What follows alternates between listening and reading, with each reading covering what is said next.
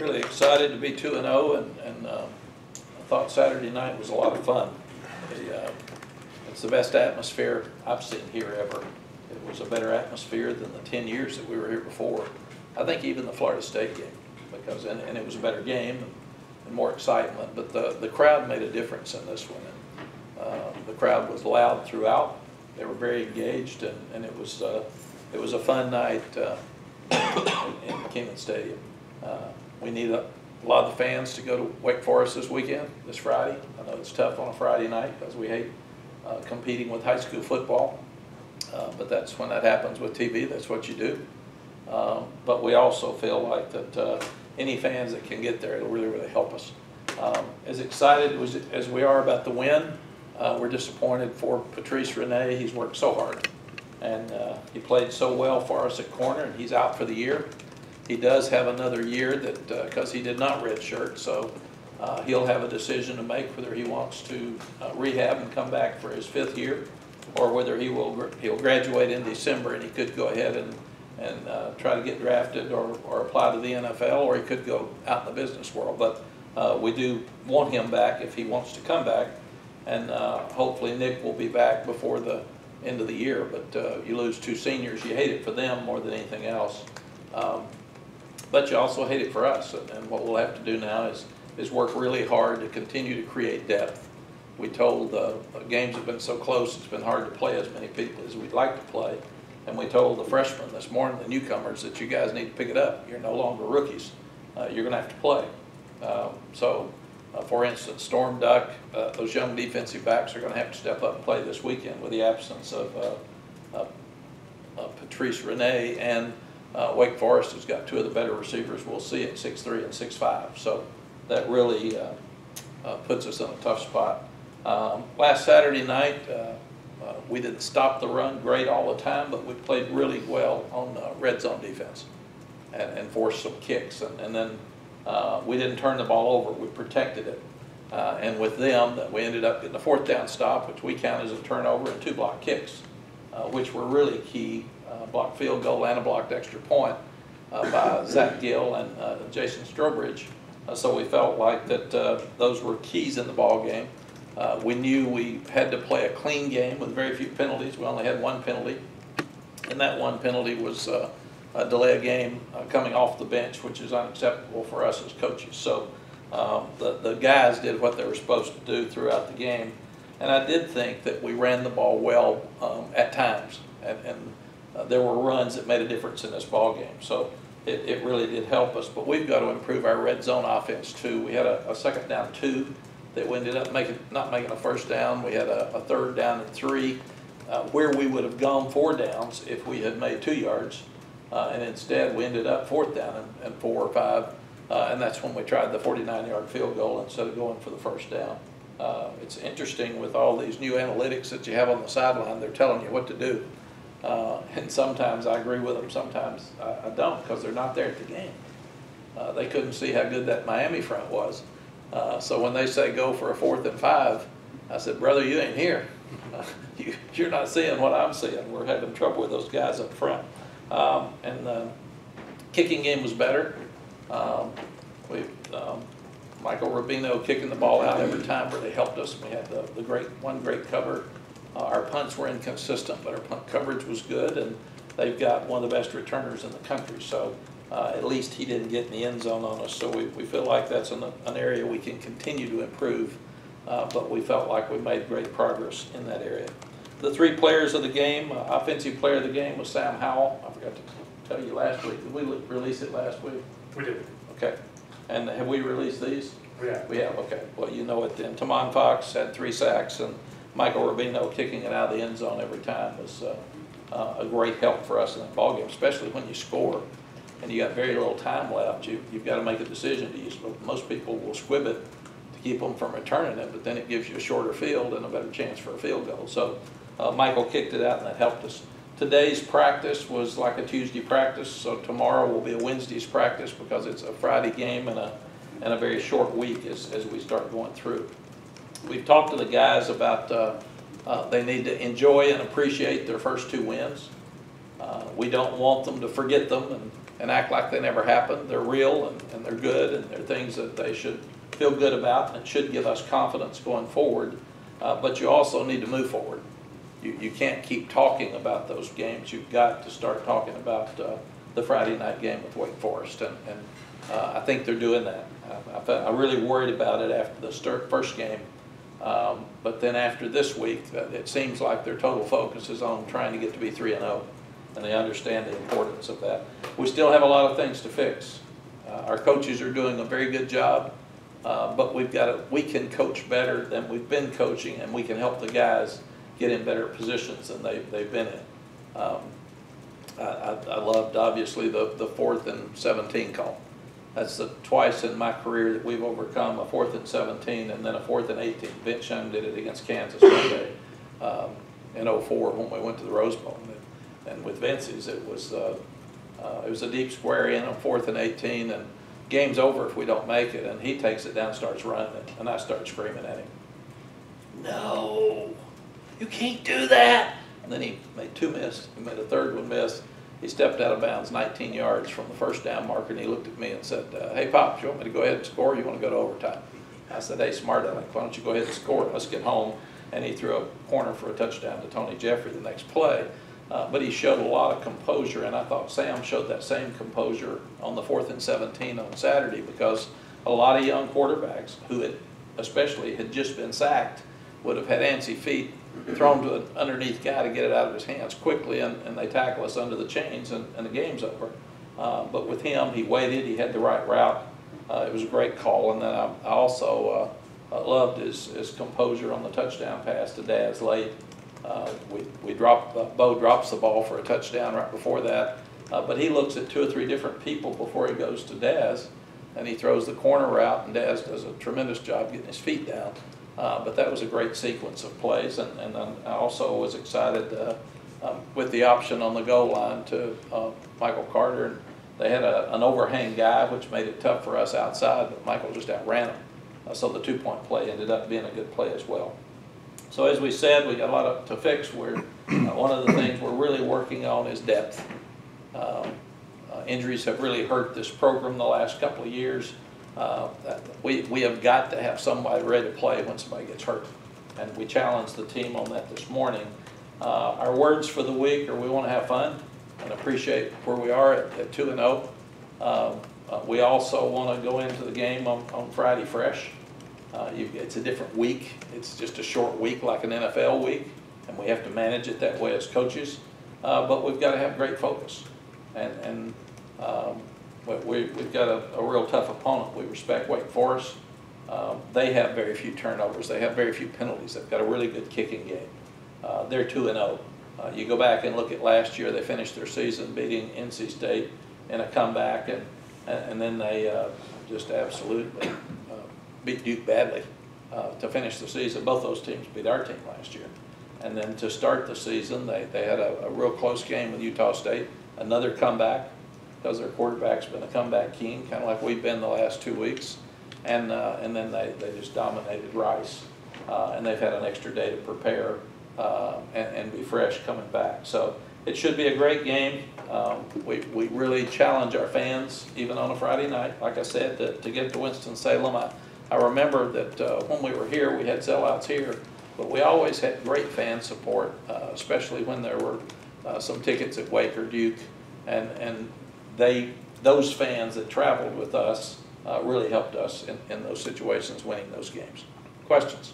You just alluded to a short week.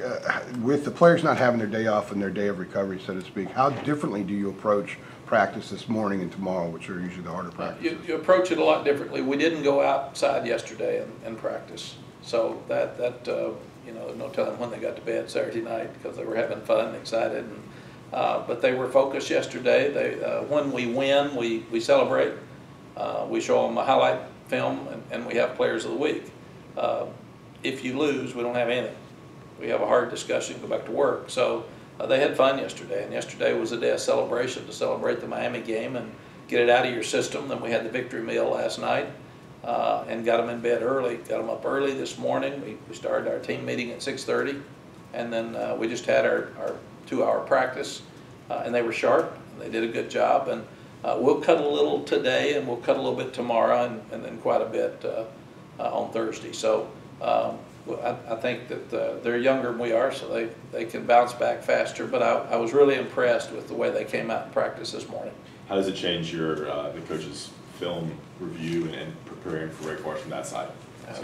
Yes, the weirdest thing about this early morning practice that I feel like most people don't fumble. You kind of tuck it away, drop the mic. But the thing I feel is that when people start looking at early morning practice, everybody's going to go to it that can with the academic schedule. I mean, it's so weird that our coaches are through by 3 o'clock in the afternoon normally.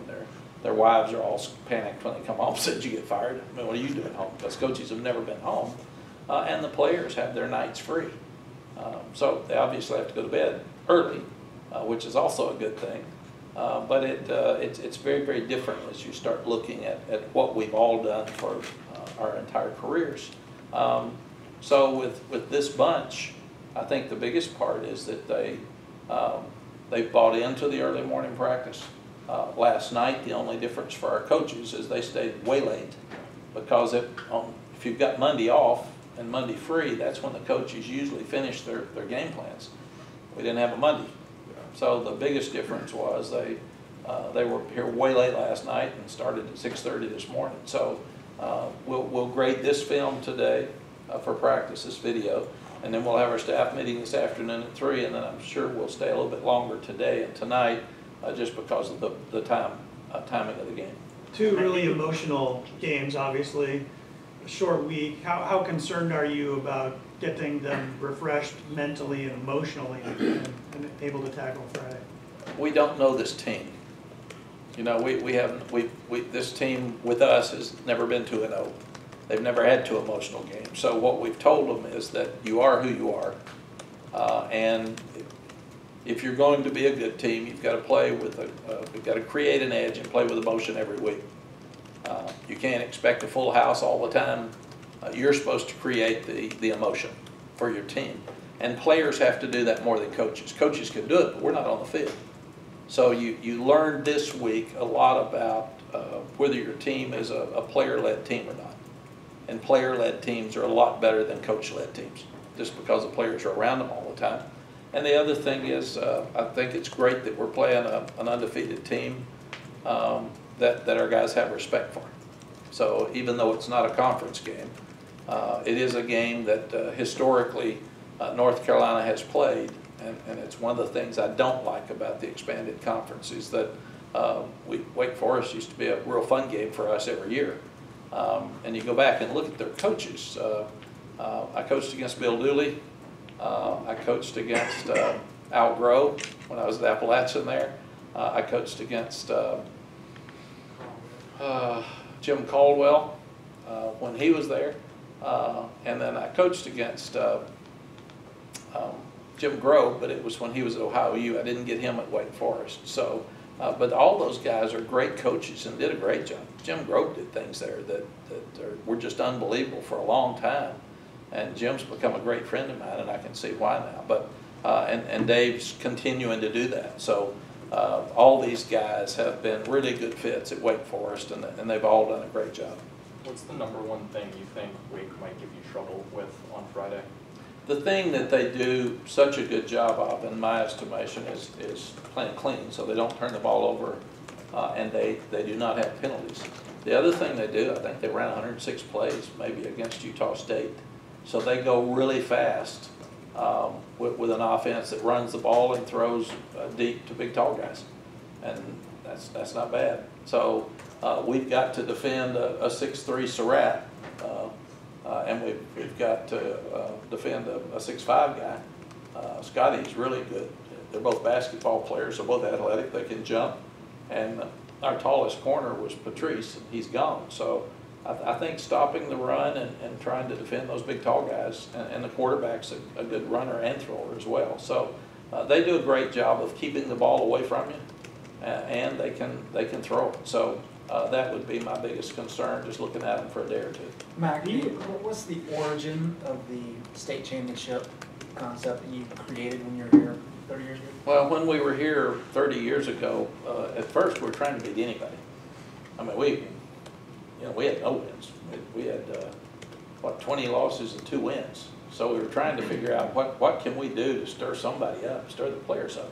And then we really felt like, and it's been my philosophy, my whole coaching career is, if you can't win at home, you can't win on the road. If you can't recruit at home, you can't recruit out of state. So everything starts with your home state. And people used to laugh at the state championship, but all of our boosters liked it when we won it. So now they're asking me to get it back. Yeah, can we do that? But I do think the presence is we've got good coaches and good players at the 3 schools. We'll play a lot. 2 of them definitely, Duke and NC State. Those games are very important to our fan base. The Wake Forest game historically has been important to our fan base. And then you add Appalachian State, who's a great team, not a good team. That's you go back and look at their history next week. I mean, gosh, they're a play from upsetting Penn State in overtime and Tennessee, and you just go back and look at all the games they've played down to the wire with people. I think those 4 games are games that are really important to us. The other thing that's interesting is if we won those 4, that's 6. You've already got your bowl game. So it's really important to me personally for our fans because when they get up on Monday morning and go to work, they do not want their counterpart at Wake Forest laughing at them about their football team. And I learned that long ago. Don't mess up close to home because it smells. So you gotta make sure that you do your best in your state. Does that become a big talking point this week with the Wake game on Friday? It does. It's been a talking point since we got here. You can't make it a point of emphasis that week. When we got here, one of our first goal is to win the opener. We did that. Our second goal is to beat all the teams in the state. We haven't played one yet. We got 2 in a row. Our third goal is to win the Coastal. Our fourth goal is to win the ACC, and then hopefully you'd be in a position to win the national championship if that comes up. But those are our goals, and those will not change. Matt, Jonathan? do you recall the moment Renee injured his knee? Yes, it's. I think it was Osborne. They hit the slant on the goal line, and actually Wolfuk is coming in, and Patrice is on the outside, and he's diving, and Wolfuk comes in and hits his knee from the outside. And I was hoping it wasn't bad, but he didn't play anymore after that. But it was a slant for a touchdown. And Nick was just rolled up inside when you saw him lay there. That's when he hurt his. It seemed like Miami got a lot more pressure after Nick went out.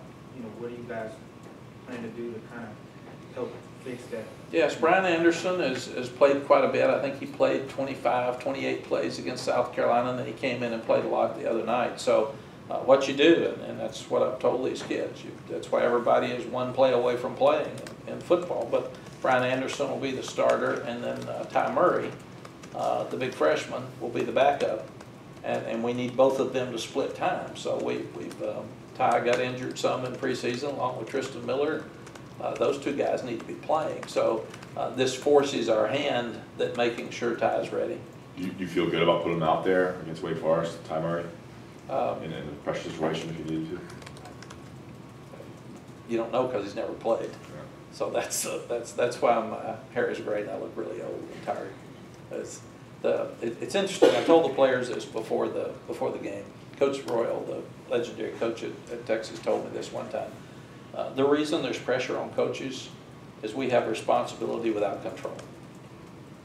So we have the responsibility as a head coach of how our coaches and staff coach without control.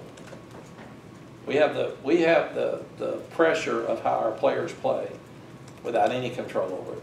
You can coach them, but when they walk out on that field, it's like you're letting your child go to college. Okay, do good, have fun, my check's in your mouth. So that's pretty much what you're doing. And when you say, do you trust a freshman? I don't trust anybody until they go out there and prove they can do it. And then after a time, you trust them. I know that a certain number of those guys are going to show up and play good every week. I know that. There's also a group that you're just not sure yet because they haven't earned the right to get those snaps. Brown's earned that. Ty hadn't played enough yet. So hopefully now he will. And then as a coach, we have to decide how many plays, if Ty gets in, how many plays does Ty get? And you have to have him ready, because if Brian goes out the first play of the game or tomorrow practice, then you've got to have Ty ready to play. And then who's your backup center? So, and I will say that Jace hasn't played yet. He had his best practice this morning. So he's been on the sideline cheering people on and being a tremendous leader. And I'm really excited for the attitude that he's got. And I told him this morning's practice was that he can run without question, but he threw the ball better this morning than I've ever seen him throw, which was really good. And Antonio Williams hadn't played as much as Michael Carter and Javante. And he has been a superstar leader for us. I'm just really, really proud of those two guys and the way they've handled it. Coach Searles was talking about Nick last week and that he was making the transition to center and saying that if a guy's been in a program for 5 years in the offensive line, at some point they've gotten reps everywhere across the line. But you only have a couple guys like that, and one of them's down now. Any of the other younger guys gotten some work in fall camp and recently at center, so you have that third guy kind of waiting in the wings? Well, we've Avery Jones has been at center the whole time, but he's been slowed with his knee, his operation in the off season, so we're hoping he'll get better now. And we've tried to work every one of them at center some, just to see who can snap. In fact, we moved Awesome over there once, and it was for one snap. He snapped like I did, so he's a basketball player. No, he's a tackle or a guard. But we feel like all those young guys are good. But now Nick was such a valuable player for us because he could play both guards and center.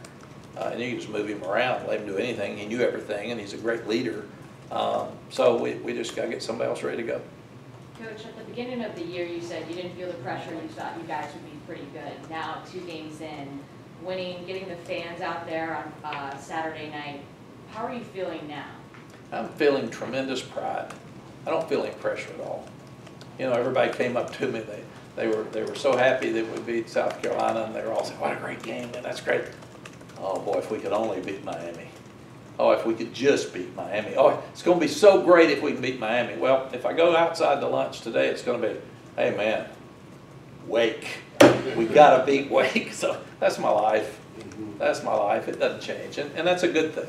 But that's the pride that the Tar Heel fans are having right now in their program, and they want it so badly. I think we saw that Saturday night.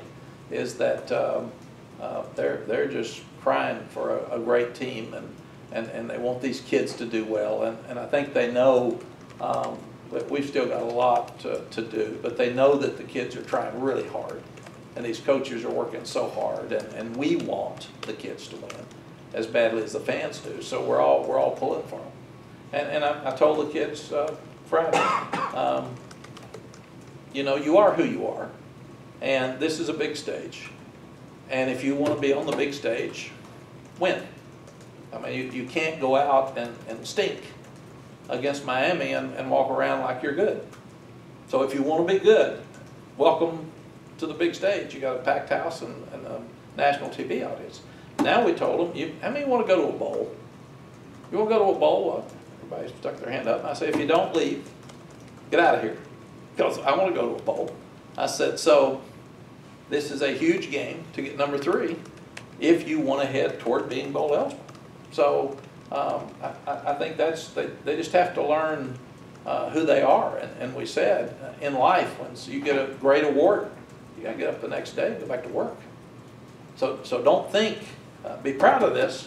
And I used to say, forget it, don't speak, don't say it, but be proud of it.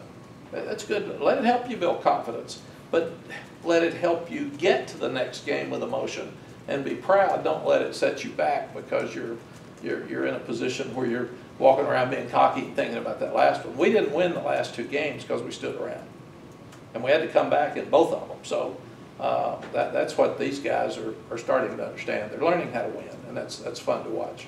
Yeah, how important is that, Coach, with these 2 wins coming off of comeback victories in the 4th quarter, you know, them learning and knowing how to win and how important that will be for them, for your opponents moving forward? Yeah, I as a head coach, couldn't have scripted it any better, because the biggest problem that we had on Saturdays were we were in some 4th quarter games and didn't finish. So now they finished twice. And we sat out there, and it's amazing the learning curve and the teachable moments that you have. So Miami drives down and scores. They've got to go for 2 and tie it up. And I told the defense at that point, I think there's 4 minutes left in the game, 4:25 or something. I said, if you stop them on this 2-point play, we win the game. If you don't, we're probably going to overtime. But if you make this stop, we're going to win the game. And I didn't realize they were going to kick it a last-second field goal, but I did feel like we would kill the clock, we'd drive it down, we'd score, and that's the way we've won so many games. And when they stopped them on the 2-point play, I just thought it gave us confidence on the sideline. Okay, offense, now you got your chance to win the game, go win it. And then they were able to do that. You Are had- we able to limit the penalties and the turnovers and play a clean game against Miami? How? I think just time and time again in practice where we've told, we take a picture of everybody has a ball in their hand, and we take the video, we take it on video some, and we critique every time a ball is in the hand of an offensive player, and take the picture and show them, no, that's a fumble just about to happen. And Sam did a better job of taking care of the ball this week because your quarterback is the worst ball handler because he doesn't get hit in practice. And he's the guy that's usually got it out here, and he's looking downfield, and that's why they get so many stripped. But Sam did a better job, and our guys have really taken care of the ball. As far as the penalties, we had so many last year, and we've had the ACC officials out there every day, and we call every penalty. And just like this morning in practice, we had 1 penalty. Again, so we're critiquing the penalty, we're calling the guys out at practice, we're bringing it up in team meetings where they see. One of the things that's really important is for the other team members to see who's playing well and who's giving great effort, and for them to see who's not. Because the guys that aren't playing well are usually the ones griping in the locker room. Well, we need to show everybody this guy's playing well and this guy's not, so you need to pick it up. And it's hard, it's tough. But the same thing with penalties and turnovers. We cannot have penalties. And I've repeated to the coaches so many times, you're either allowing it to happen or you're coaching it not to happen. And the things that happen in practice are the things that happen in a game. So if we have a corner with 3 holding penalties or 2 pass interference penalties and a holding penalty, I told Dre, I'm going to see that Friday night. Because if I see it here, what's going to be the difference? And if you allow it to happen, I'm going to see it Friday night. And it's amazing how many of those things have come up that practice relates to the game.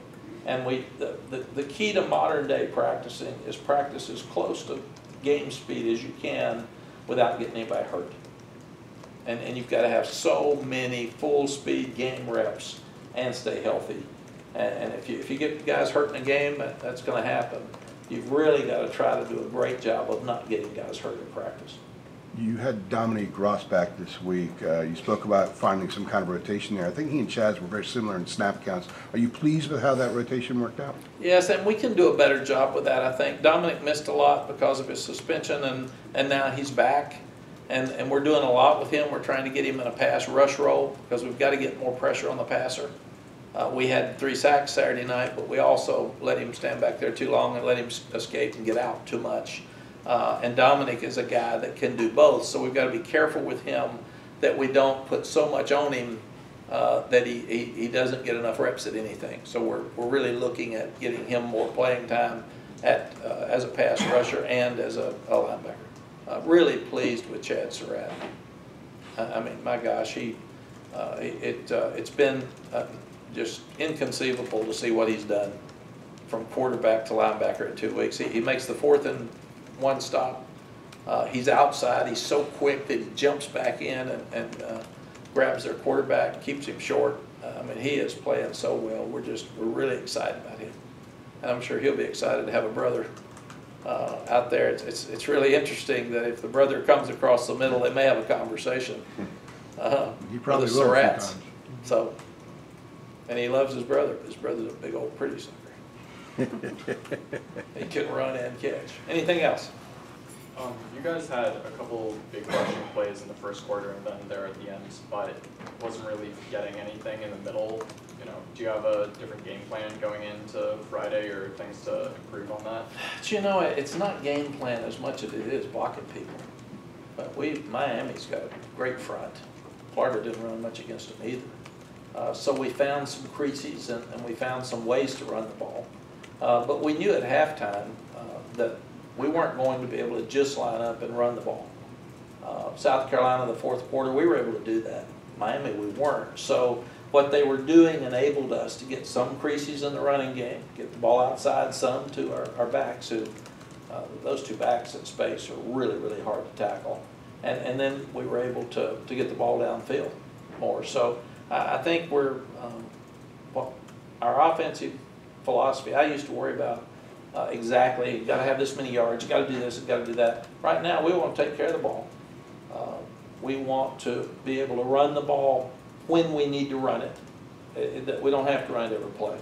And we were able to get off the goal line with Javonte Williams.